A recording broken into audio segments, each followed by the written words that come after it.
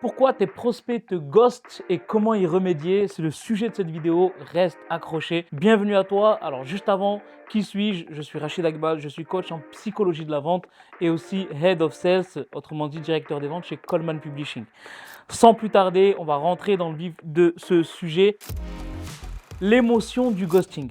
Tu connais sûrement ce moment où tu raccroches un appel de vente, tu es persuadé que la personne elle va signer et derrière, il n'y a plus rien. Silence radio, tu relances, tu envoies des messages, tu vois qu'ils lisent même parfois tes messages, mais il n'y a aucune réponse.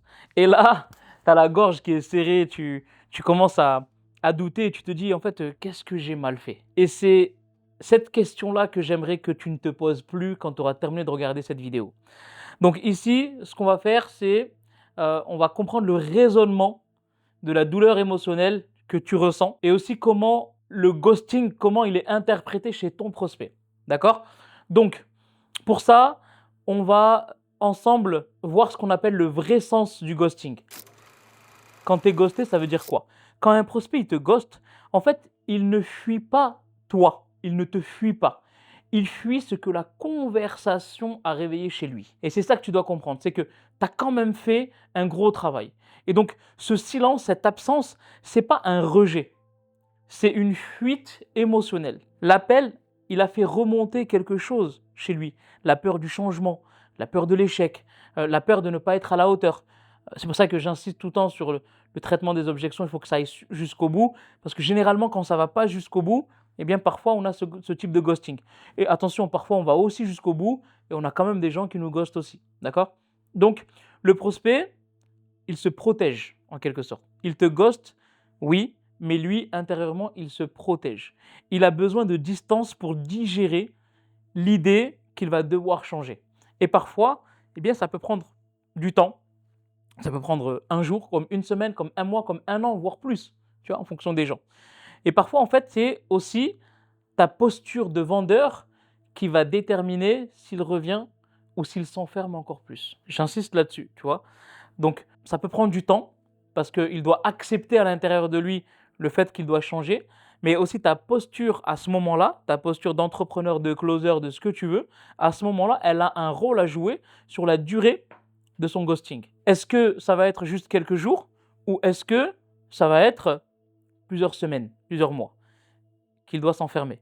Et là, tu es responsable. Tu as ta responsabilité là-dedans. Et ici, on va découvrir ensemble une petite leçon ensemble. Le ghosting, c'est pas un rejet, c'est une émotion suspendue. C'est pas une conversation terminée, c'est une ouverture vers la transformation. On va voir ensemble, une fois que tu auras compris déjà que le ghosting c'est juste une ouverture émotionnelle, les 3 erreurs maintenant qui entretiennent le silence chez ton prospect. Quand tu fais ça, sois sûr que le ghosting va durer plus longtemps. Donc si tu te reconnais dans l'une de ces 3 choses-là, ou peut-être 2 de ces 3 choses-là, ou peut-être 3 de ces 3 choses-là, dis-toi bien que tu dois revoir ça parce que c'est ce qui effectivement fait durer le silence de ton prospect. La première chose, c'est que tu relances trop vite ou trop souvent sans apporter de la valeur. J'insiste là-dessus. Autrement dit, tu vas relancer ton prospect en lui disant alors c'est bon, tu as trouvé une solution, alors c'est bon, tu es prêt à démarrer, je t'ai envoyé le contrat. Non.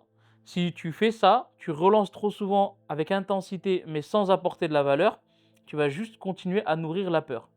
En gros, tu lui dis: «J'ai peur de te perdre», alors tu vas le perdre, tu vois? En gros, c'est comme si tu voulais tu montrais ton attachement à la vente. Donc ça, c'est très important à comprendre. Détache-toi de la vente, apporte de la valeur, ne sois pas dans l'intensité et dans la répétition des envois de messages sans apport de valeur. À l'inverse, apporte de la valeur, ça veut dire quoi? Ça veut dire que tu vas ouvrir la porte au follow-up de la bonne manière. Salut à toi, j'espère que tu vas bien. En attendant que tu puisses prendre cette décision, j'ai pensé à toi avec ce contenu qui peut t'intéresser et tu vas lui envoyer du contenu en follow-up pour l'éduquer. Il va se détacher lui aussi de la vente, il va renforcer sa conscience et sa confiance en toi et c'est ce qui va l'aider en tout cas à passer à l'action et donc à réduire ce ghosting. La deuxième erreur, c'est de changer de ton dans le message. Par exemple, si tu es, un coach sportif, parfois par message, les coachs dans le bien-être, ils osent par message dire des choses un peu plus rentre dedans. un peu plus rentre-dedans qu'il n'avait pas dit oralement. Parce qu'on est sur du message et donc du coup, tu passes en quelque sorte d'un ton doux à un ton agressif. Et ça, tu penses que c'est rendre service à la personne, mais en fait, ça aurait été lui rendre service si tu l'aurais fait dans l'appel et que ça aurait été plus doux dans les messages. Comme tu as été doux dans l'appel et que tu es agressif par message, c'est mal interprété.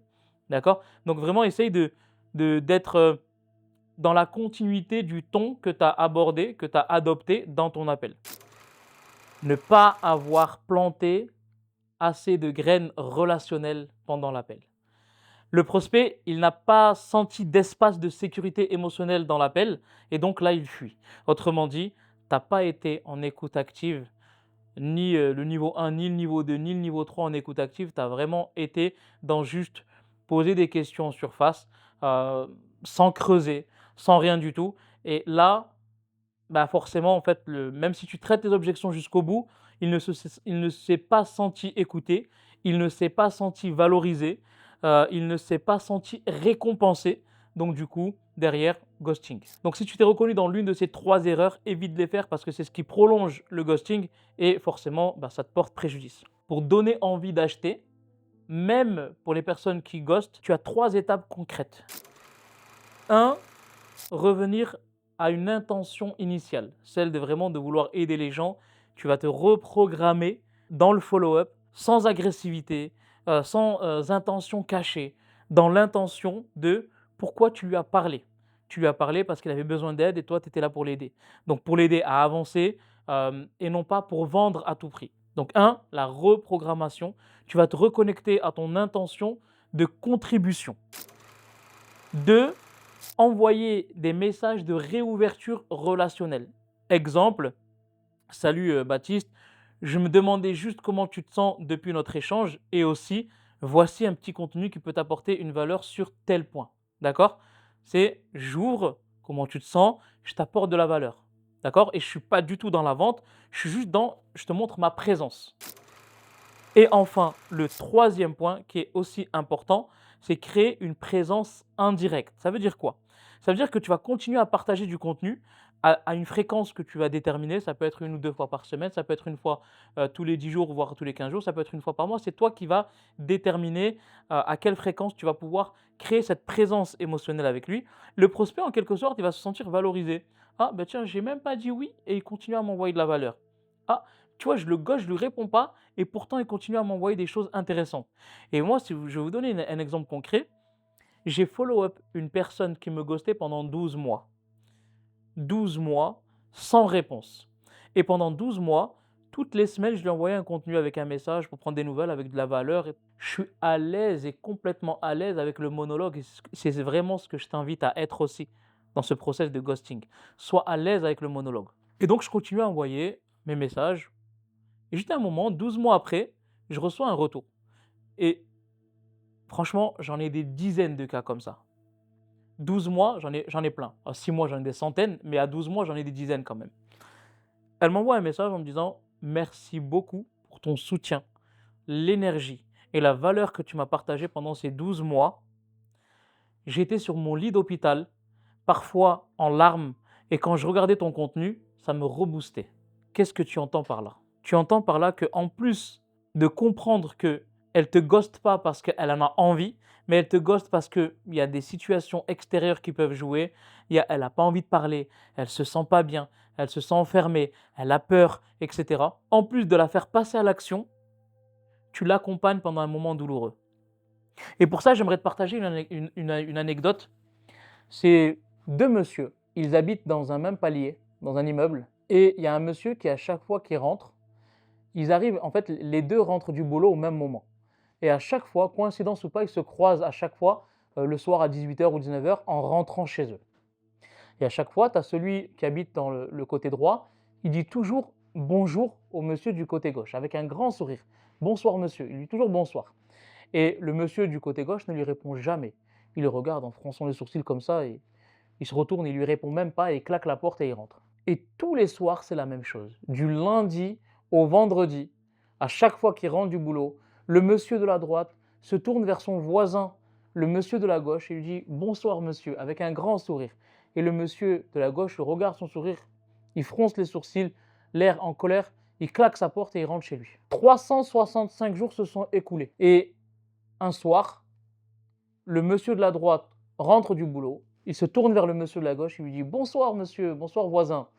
Le voisin se retourne vers lui et pour la première fois, il lui répond « Bonsoir ». Le voisin de droite, choqué, 365 jours sans réponse.